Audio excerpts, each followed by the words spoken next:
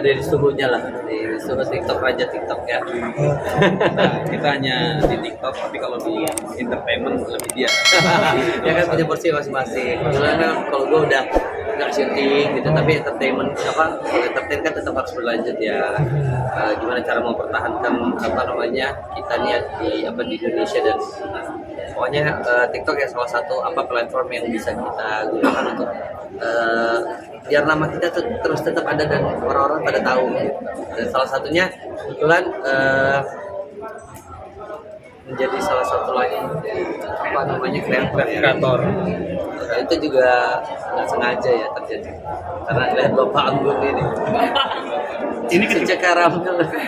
Mungkin switch dari acting ke konten kreator gitu ada suatranya nggak siapa ya udah ngalir aja gitu. Ngalir sih, nggak. Itu juga suatu tidak sengajaan ya. Mas Egi sendiri kalau lanjut ya. Iya, kalau enak lanjut. Mas Egi kalau dapat ide untuk bikin konten dari mana sih biasanya? Ide sih sendiri sama biasanya dari pengalaman keseharian, apa yang lucu atau ada apa ya kita dari situ sih. Belum yang terlalu punya tim yang memang khusus untuk bikin konten. Tapi kalau yang sekarang ini kita bertiga masuknya di live creator ya. Jadi orang-orang yang live TikTok beda sama kreator-kreator yang membuat konten yang lain itu ada kategorinya sendiri. Tapi kalau kita bertiga ada 6 ya, ada Vito, Ale sama Zain itu kita yang live khusus yang live creator ya, yang live streamer.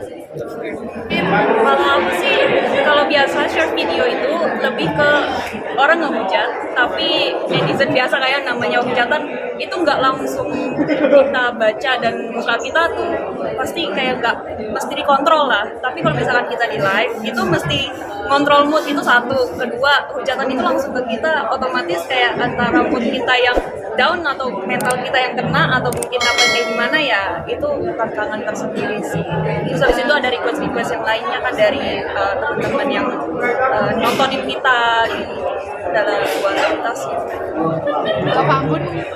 Kalau untuk tantangannya yaitu banyak bulian di live streaming itu menurut saya tantangan. Banyak yang berargumen Anggun ini susah, dia nggak bakalan bisa. Tapi saya akan buktikan ke penonton saya bisa. Jadi seperti itu. Pak Regi? Kalau saya tantangannya apa ya? Kalau yang dibilang tadi benar lah ya, bilang apa segala macam. Tapi whatever lah mereka mau ngomong apa terserah gitu kan, itu yang menurut mereka aja. Tapi yang penting kalau dijaga aja gitu, karena ini kan di live dinontonin banyak orang. Dan kalau tantangan buat gue sendiri adalah gimana caranya kita bisa mengentertain orang secara langsung gitu. Karena live itu kan secara langsung ya nggak ada senario, nggak ada interaksi yang harus dibuat dulu terus baru kita bikin di live gitu. Nah, semuanya tuh terjadinya mendadak pada saat live. Gimana caranya kita bisa mengentertain orang secara langsung gitu. Karena pada saat live kan ada dua, itu ada live sendiri, terus ada live juga epic yang kita kayak bertarung berdua berempat macam-macam sih. Kalau buat gue sih tantangannya masih belajar sampai sekarang. Ini pertama kali juga kalian bertiga jadi nominat di kategori ini bukan apa? Kalau saya iya.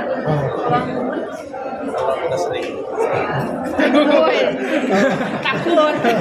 Serem juga ya. Serem kamu udah sering. Tahun berapa aja Pak Anggun? Udah ketiga ini. Oh ini sudah ketiga. Dari awal adanya live. Dari tahun kemarin. Oh dari sejak adanya live. Luar biasa. Kalau untuk di TikTok Awards pertama kalinya. Ini pertama kalinya, nominasinya juga pertama kalinya. Mas Egi karena udah nyamber ke dunia konten kreator, apakah akan meninggalkan pekerjaan sebagai aktor atau seperti apa? Kan live itu kan pas kapan kita mau live aja, sesuaikan dengan sehari-hari kita ya.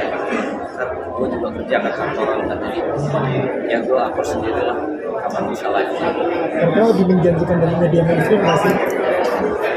Anda coba sendiri baru Anda merasakan. Karena masing-masing orang beda-beda nih, nggak semua bisa disamaratakan menjadikan atau enggak. Anda merasakan harus merasakan sendiri, cobain aja.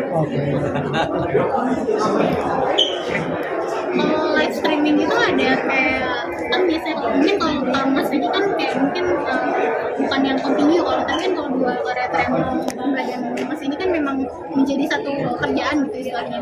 Itu pernah ngerasain kalau di tulisan kan ada writers block, mungkin kan ID block gitu mungkin kayak itu ada. Sering, kalau ID blog sering, tapi kan kita masih komunikasi sama pihak itu. Jadi kita official langsung dibawai kenamaan sama tim. Itu sih ya kita relax aja, kita sesuai ada komentar ini kita bahas ini gitu kan. Kita live-nya kalau saya ini live-nya internasional, jadi live-nya lewat sama orang-orang luar. Yang ketawa mas beneran nggak pernah nonton ya. Kalau aku idea blog ya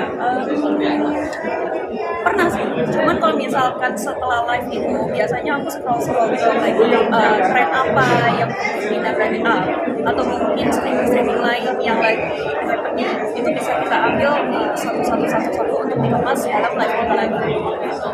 Tapi kalau ID blog itu sebenarnya cara mengatasinya adalah kita harus punya karakter di dalam live streaming kita. Kayak Cece nih, Cece kan nyanyi ya. Kalau lagi live sama orang apa segala macam terus udah mentok nih nyanyi. Ya kan?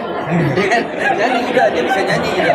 Apa ya? Iya, gitu. Pokoknya mentok-mentok pasti nyanyi. Jadi kalau kita punya karakter masing-masing ya kita akan pindah ke apa namanya kebiasaan kita.